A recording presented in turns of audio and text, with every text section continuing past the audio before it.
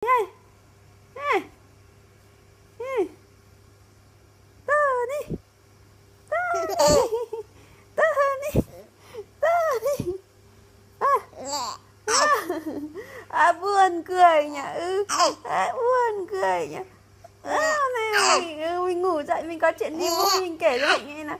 Kể cho mẹ nghe nào.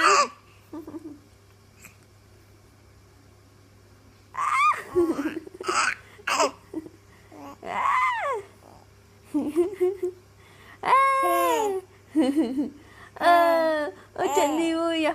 Vui, mình ngủ dậy mình tỉnh táo nhỉ.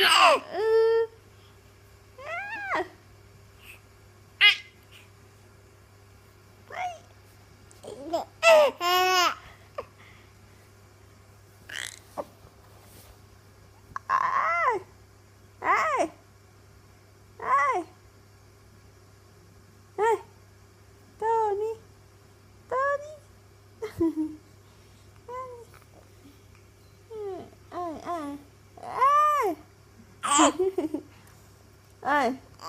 Vui không con?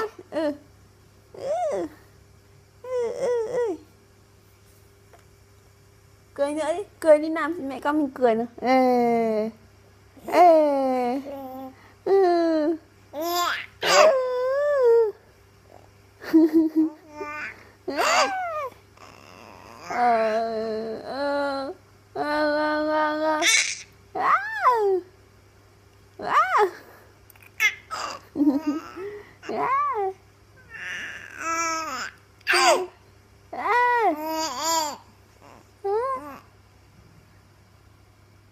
Tức là quay gì đâu.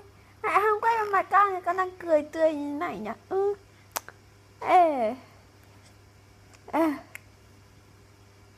Cười đi con.